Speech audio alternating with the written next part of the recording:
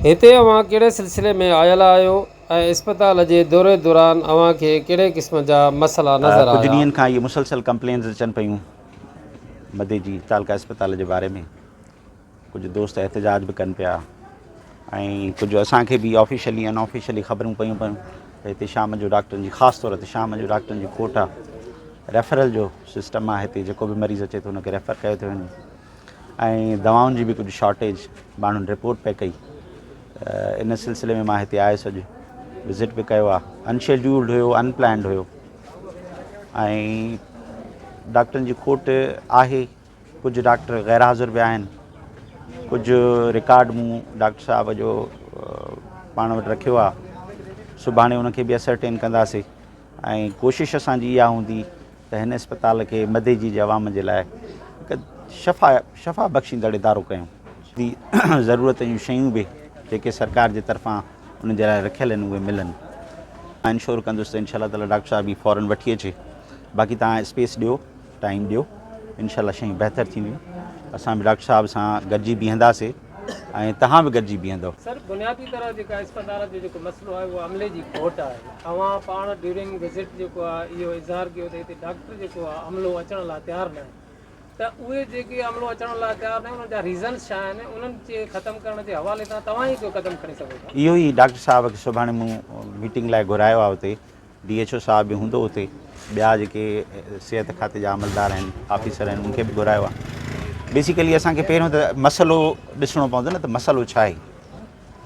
जेसिताईं असां जीअं डॉक्टर कंदा आहिनि कंहिं बीमारीअ जो डायग्नोसिस न कंदासीं तेसिताईं असां हुनजो इलाजु शुरू न करे सघंदासीं।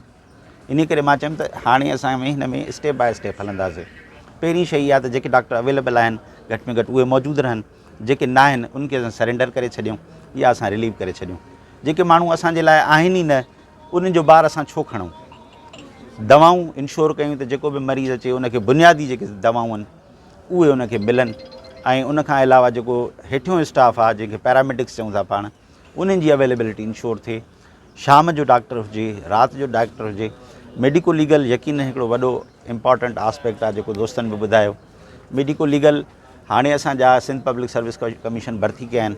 असांजी कोशिशि हूंदी त medico legal female medico legal officer बि वठी अचूं गॾु। अच्छा सर, इंतिहाई माज़रत सां इहो ज़रूरु असां कंदासीं त हीउ जेको मसइलो आहे दवाउनि जी खोट ऐं अमले जी खोट जो, इहो गुज़िरियल 10-15 सालनि खां मुसलसल आहे। इन दौरान में केतिरा ई DCs ऐं ॿिया अमलदार जेके आहिनि हितां विज़िट करे विया आहिनि ऐं मुख़्तलिफ़ वाइदा इक़रार करे विया आहिनि।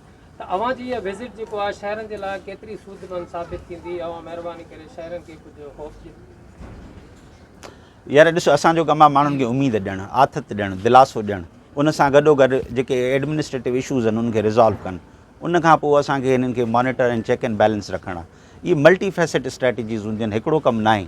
अल्टीमेटली जेके पोयां DC साहिबान आहिनि उहे बि आया हूंदा, उन्हनि बि तव्हां सां अहिड़ियूं ॻाल्हियूं कयूं, थी सघे थो इन खां बि बहितर ॻाल्हियूं कयूं।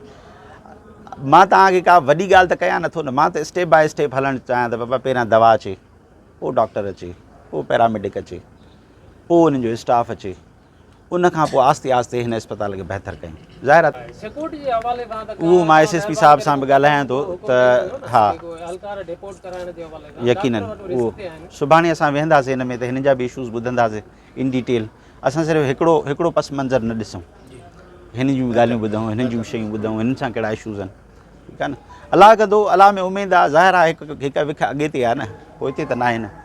जेको राति जो एक्सीडेंट वग़ैरह अहिड़ी का इमरजेंसी अचे थी हिते सिरिंज टोनी न मिलंदी आहे, उहा बि प्राइवेट मेडिकल स्टॉक त पियो आहे, काफ़ी सारियुनि शयुनि जो स्टॉक पियो आहे। एग्ज़ैक्टली इहो मसइलो वेहूं था, हिन ते डिस्कस कयूं था। ॿुधायो मां डॉक्टरनि जो, हिकिड़ा डॉक्टर असांखे इंशाल्लाह अॻिले हफ़्ते में ईंदड़ हफ़्ते में मिली वेंदा।